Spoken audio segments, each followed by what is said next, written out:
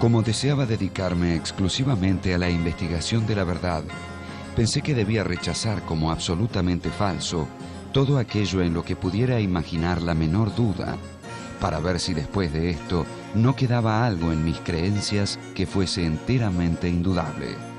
René Descartes, Discurso del Método, capítulo 4.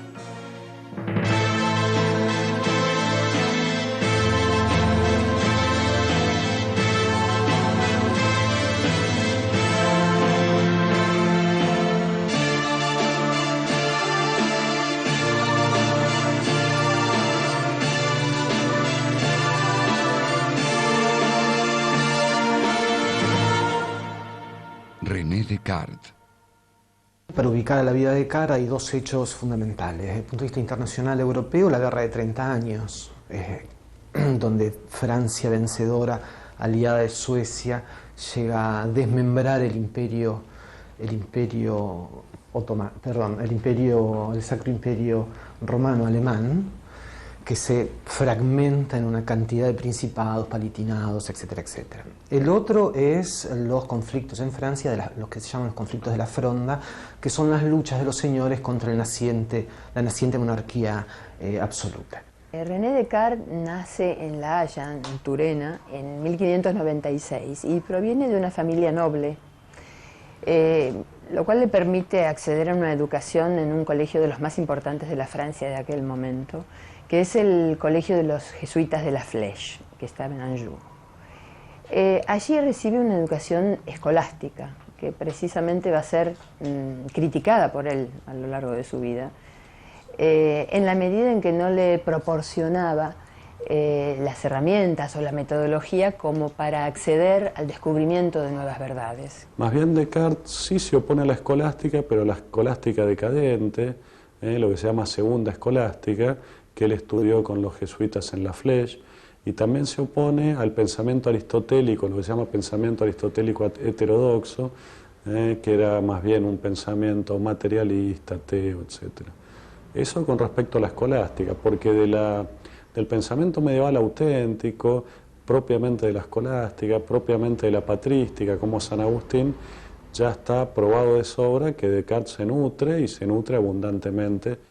Entonces, se lo considera Descartes habitualmente como fundador de la filosofía moderna, en el sentido de que inaugura una nueva perspectiva para pensar el mundo, totalmente diferente de la educación escolástica que recibe en el colegio de los jesuitas. De tal forma que no se podría conocer un autor si no se ve contra qué reacciona. Entonces no se podría conocer a Descartes sin conocer este movimiento, que es el de los llamados libertinos eruditos. Los libertinos eruditos no constituían ni una escuela, ni un movimiento homogéneo, ni sistemático, pero sí un cierto ambiente intelectual, de cierto ambiente aristocrático, de nobleza, más bien disolvente, contrario a la moral cristiana, contraria a la importancia de la teología en la vida diaria.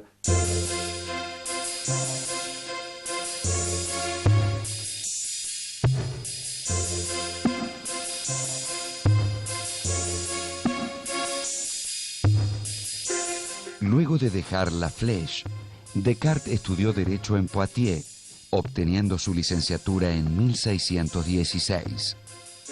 Decidido a conocer el mundo y a intentar fortuna en la carrera militar, se alistó en 1618 como voluntario en el ejército de Mauricio de Nassau. El regimiento de Descartes estaba acantonado en Breda.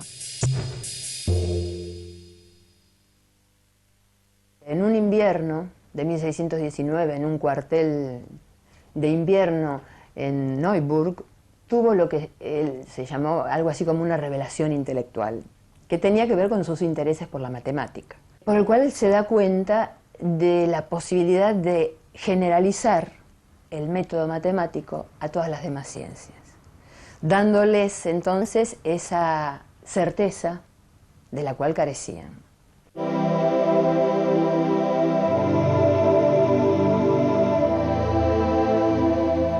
En 1619, Descartes quedó libre de su obligación militar y, deseoso de conocer el mundo, viajó a través de Alemania.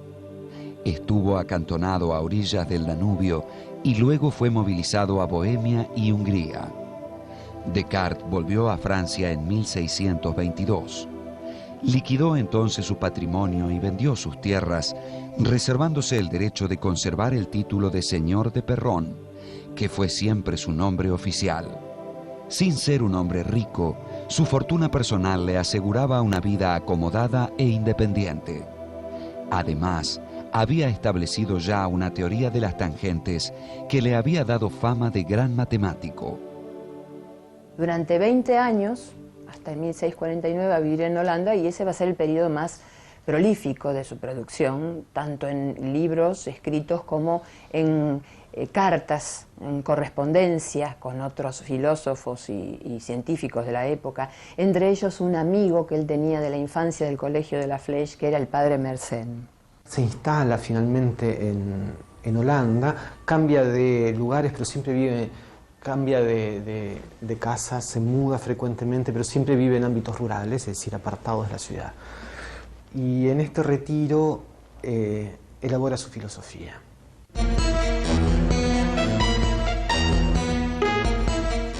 En 1630 se instaló en Ámsterdam, donde se vinculó con médicos, matemáticos, teólogos y físicos. Por esta época, inventó una máquina destinada a tallar lentes que aumentó su renombre. En 1633 escribe un tratado de la paz o del mundo, en el cual él parte de la posición de la perspectiva, de la nueva perspectiva del mundo proporcionada por la teoría heliocéntrica de Copérnico, pero no se anima a publicarla. En realidad se autocensura. ¿Por qué? Porque coincide el año de esta publicación o de esta obra con el año de la condena de Galileo, precisamente por la misma razón, por adherir a la teoría copernicana. Descartes consideró prudente no imprimir su tratado y decidió dar a conocer en cambio algunos trabajos menores. Para esa edición, redactó una introducción que llevó por título Discurso del método para bien dirigir la razón y buscar la verdad en las ciencias. Propuso allí un método para aumentar el conocimiento, que se resume en 4 reglas: la de la evidencia, la del análisis, la del orden gradual de complejidad, también llamada regla de la síntesis, y la de la recapitulación. La primera regla del método dice que no se debe tomar como verdadero sino lo evidente, es decir, lo que se presenta al espíritu con total claridad y distinción, de manera que no pueda ser puesto en duda. Es decir, una idea es clara cuando es totalmente manifiesta al espíritu, y es distinta cuando no se la puede confundir con ninguna otra. O sea, es totalmente diferenciable de las demás. Descartes dice, quiero llegar a una verdad absoluta.